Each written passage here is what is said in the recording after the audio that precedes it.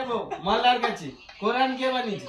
কেন বানিয়েছে কোরআন আমাকে নবী রূপে নাজিল হয়েছে একটাই বই ঠিক আছে আমার খালি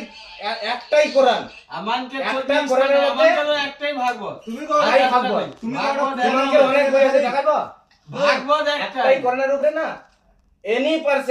পারসন মানে যেটা 50টা বইয়ের মধ্যে পাবো ঠিক আছে সেটা ওই কোরআনটার মধ্যেই লেখা আছে একটা বইতে কোরআনটা তোমার জন্মের আগে হইছে না জন্মের পরে আমার জন্মের আগে হয়েছে তো তা আমার রামায়ণ আমার জন্মের আগে হয়েছে তো আজ থেকে 1400 বছর আগে কিন্তু সে কাহিনী আমি জানি না এটা আরেকবার কও কি হইছে আমি জানি না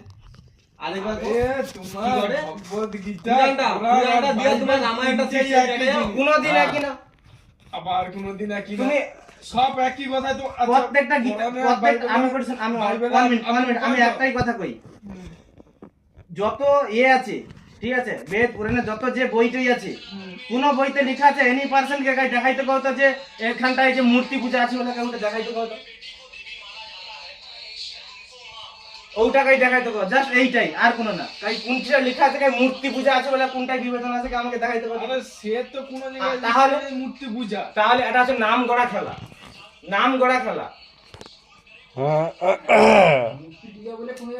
লেখা নেই মানুষ এমন হইছে তাহলে আমি একটা মানুষ হইয়া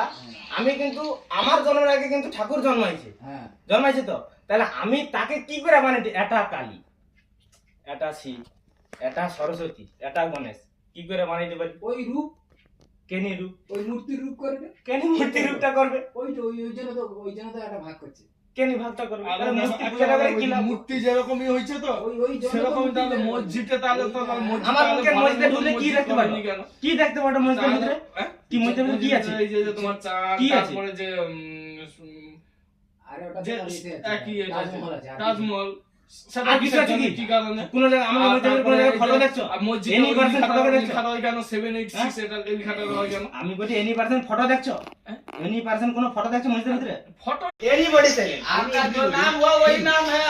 उसके बाद वाला नाम जो होगा ठीक है एनीबॉडी साइलेंट जब राम ने रावण का वध किया हाँ? जब राम ने रावण का वध किया उस टाइम ये मोबाइल था तो ये वीडियो क्या है রাম জন্মহার আগে তার ये जो वीडियो देख रहा है तो ये क्या है फेक है क्या असली है ये बताओ फेक है तो इसको मानना जरूर है कि ऊपर वाला को मानना जरूर है एक बात है हाँ, तो फिर कहानी से मन और दिल मत भड़काओ ठीक है जो ऊपर वाला है उसको ही मानो ठीक है बस काहे नहीं करता